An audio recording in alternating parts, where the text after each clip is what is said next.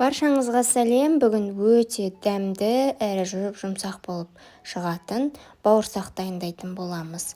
Каналыма тіркеліп, алдын ала лайк басып, рецепттерге қолдап қойыңыздар. Алдымен жылы сүтімізге жылы суымызды құямыз. Одан кейін бір шай қасық дрожжымызды, тұзымызды бір шай қасық толтырмай жақсылап араластырып барлығын.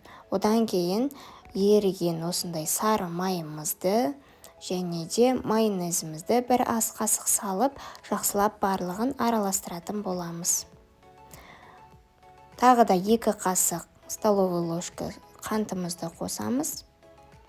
Содан кейін бір жұмыртқамызды қосамыз. Бұл жерде қолданатын заттарымыздың барлығы жылы болу қажет. Жұмыртқаны міндетті түрде ысылау суға жуып, жылытып алыңыздар. Сол кезде жақсы көтерілетін болады. Барлығын араластырып апара дайындаймыз. Апарамыз көтерілгеннен кейін қажет мөлшерде ұнымызды саламыз. Ұнымыз електен өткізілген және де өлшенген болу қажет. Мен 450 грамм қосатын боламын, бірақ та шетінен қосып араластырып қажетінше салыңыздар. Кейде ол көп болып кетуі де мүмкін, аз болып қалуы да мүмкін. Сол себепті алдымен осылай қасықпен жақсылап араластырып, одан кейін қолымызбен басып, жұмсақ қамыр елейтін боламыз. Үстіне кішкене сұйық маймен басып жіберетін боламыз, жақсылап иін қандырып. Одан кейін жылы жерге бетін жауып, жарты сағат 1 сағаттай уақытқа алып қоямыз.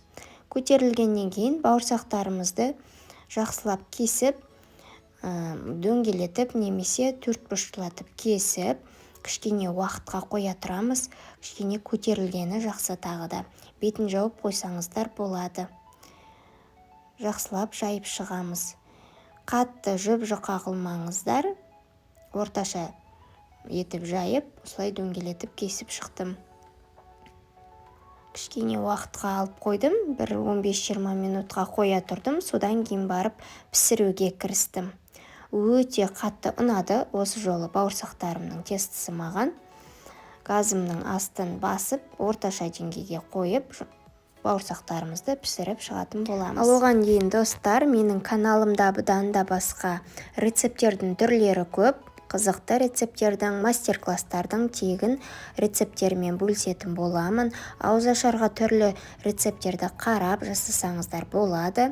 Және де қазақ тілді каналдың дамуына үлесіңізді қосып, каналға тіркеліп, лайк басып, достарыңызбен бөлісе отырыңыздар. Ал егер де қонақтарыңыз көп болып, көп мөлшерде пісіретін болсаңыз, астыға описанияға жазып қалдырамын ғой, барлығының мөлшерлерін соны 2 еселеп, 3 еселеп жасасаңыздар болады.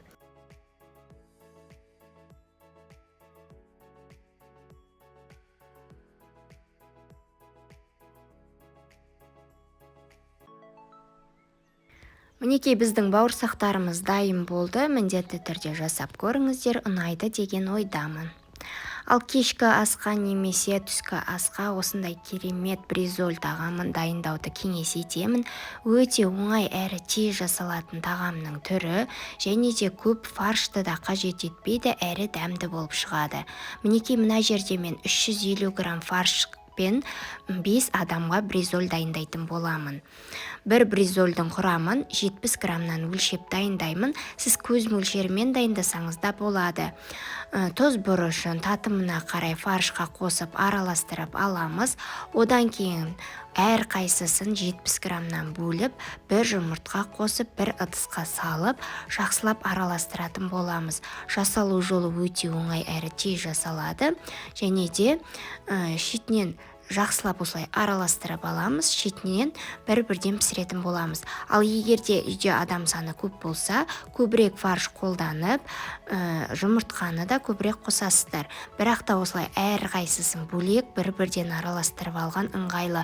Сол кезде бризольдарыңызда жақсы шығатын болады. Бірден барлығын араластырып шетінен салсаңыз, бризольдарыңыздың құрамдары дұрыс болмай қалу мүмкін, жұмыртқа жеткіліксіз болып қалу мүмкін. Сол себепті осылай бір-бірден жасауға кеңес етемін. Оттың астын орташа қойып, пісіріп алатын боламыз. Жұп-жұқа етіп жайып шығамыз. Осылай қасықпен. Одан кейін бір жағын 3-4 минуттай етіп пісіріп, екінші жағын аударып, тағы да солдай уақытта пісіріп алатын боламыз. Начинкасын кез келген етіп жасасаңыз болады. Ал мен әрдайым майонезге чеснок және де кішкене тәтті бұрыштарды кубиктап турап, немесе помидорды турап қоссаңыз болады, араластырып. Сол кезде начинкасы өте дәмді болып шығады. Тек қана чеснокпен жасасаңыз да болады, қалауыңызша. Барлығын шетінен осылай пісіріп алдым. Мінекей көріп тұрғаныңыздай менің бризольдарым жыртылмай жақсы болып пісті. Начинкасын осы жолы перец қосып дайындадым. Өте дәмді болып шығады. Негізі кеңес етемін, болгарский перецпен жасасаңыздар ерекше дәмді болып шығады. Барлығын осылай начинкаларын жайып, және де шеттерінен орап шығамыз. Кез келген гарнирмен ұсынсаңыз болады. Күрішті пісіріп, немесе мен сияқты пюремен берсеңіздер өте дәмді әрі ерекше ас болып шыға келеді. Міндетті түрде жасауға кеңес етемін. Кешкі асқа жасай қойсаңыздар болады, ауызашарға.